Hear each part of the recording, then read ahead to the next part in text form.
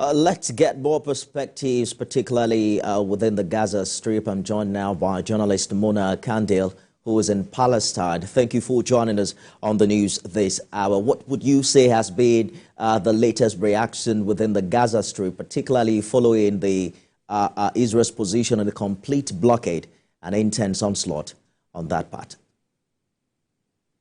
Well, that's right. Israeli Minister of Military Affairs Yoav Gallant said and gave orders that complete siege would be applied to the Gaza Strip. He said it clearly that the Palestinians living in the Gaza Strip will not have access to electricity, to food, to fuel, and that the people would be punished.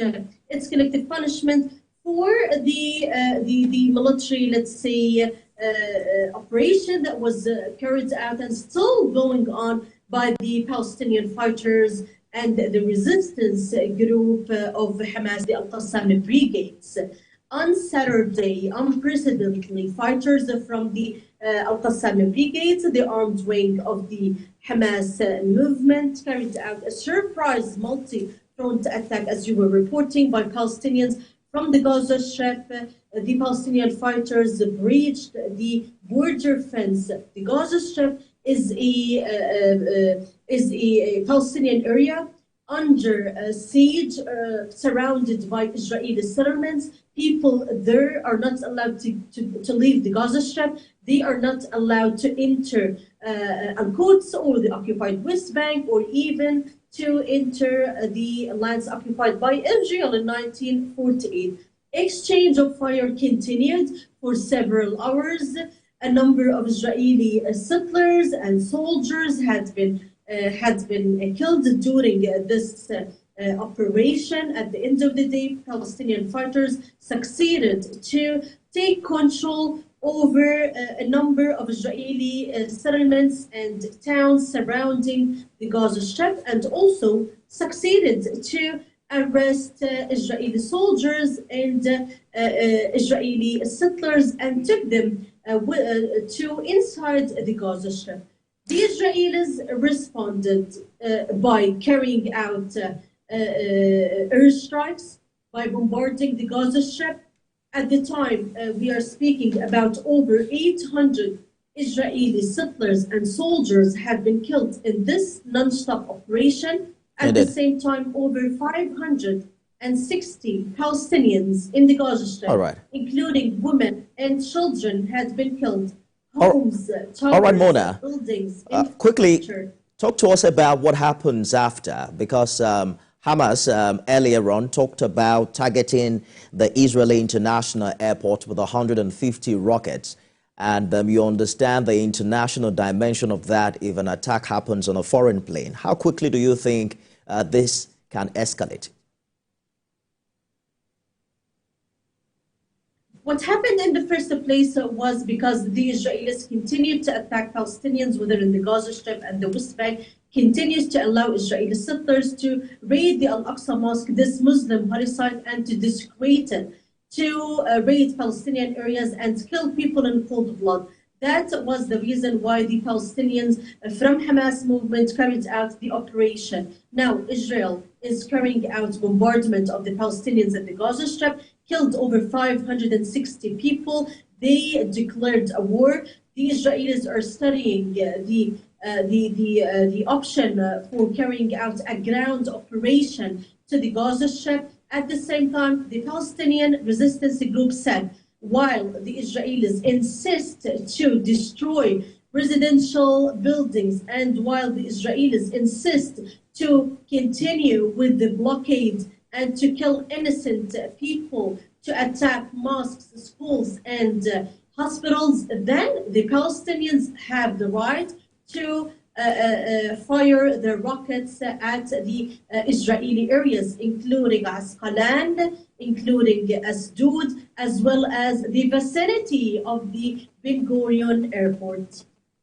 So the Hamas charter is very clear about its goal of obliteration or dissolution of Israel and the creation of an Islamist state to replace Israel and other Palestinian territories. But I want us to talk about how divided the international community has been on this matter.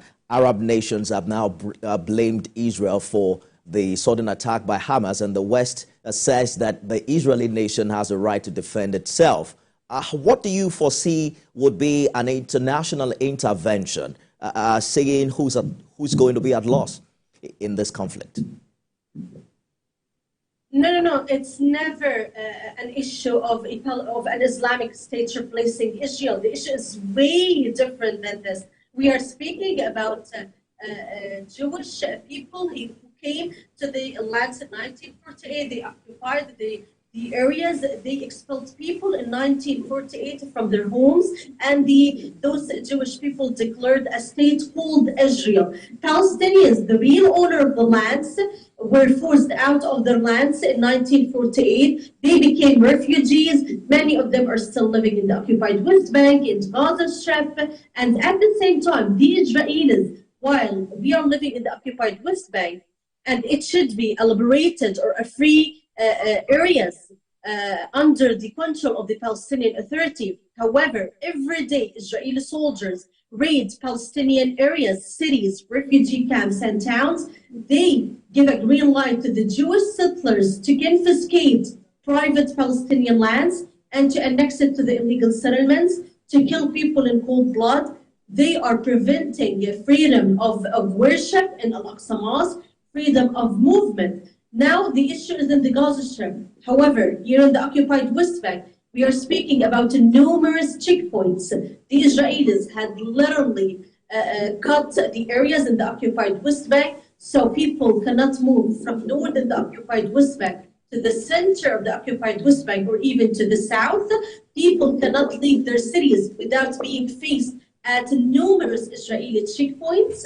And in the last few days, over 15 young Palestinians had been killed here in the occupied West Bank just because they were taking part in peaceful and popular protests to express the rejection of the Israeli bombardment of the Gaza Strip. Hamas and the Palestinian resistance groups, the people of the Gaza Strip, are clearly saying that the Palestinians have the right to defend themselves. Why the international community is not moving when Israel is killing people in cold blood? Why the international community is not moving when thousands of Palestinians are being held in Israeli jails? Hundreds of them are held under the so-called administrative detention without charge or trial. However, when the Palestinians try to defend themselves and kill Israeli soldiers, we are speaking about fully armed Israeli soldiers, then the international community will say Israel has the right to defend itself. There are a thousand questions of what could have been done, in the past. But I wanted us to focus on what should be done now to save life and property. As we speak, the Hamas group has confirmed it's taking hostages or prisoners of war, as it likes to call them. Is there room for a form of negotiation to cease fire at this time? Well, Hamas movement said that those Israeli settlers and soldiers that had been arrested by its fighters and had been taken to inside the Gaza Strip, they will make sure that they are safe and sound. They will do their utmost to keep them living in a good way, in a way or another, because at the end of the day, they will be using those Israeli prisoners in any future swap deal. Today, we are speaking about 5,000 Palestinian prisoners, including women, elderly, children. Hundreds of them are facing numerous life sentences behind jails. So the Hamas movement will try their utmost, maybe in the future, to reach a swap deal with Israel, return back those Israeli soldiers and settlers, and at the same time make sure that the thousands of Palestinian prisoners are freed. On the top of them, women, elderly, and children. Now, the most important thing that must be done is to stop these massacres.